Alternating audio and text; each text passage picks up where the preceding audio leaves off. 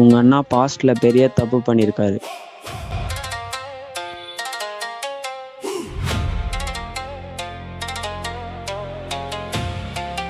உங்க அண்ணனை கொன்னது யாருன்னு எனக்கு தெரியும்.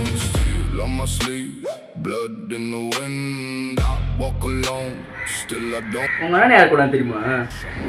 அவன் மொத்த பக்க முடியும் உடச்சி கிழிச்சிட்ட நினைச்சான்.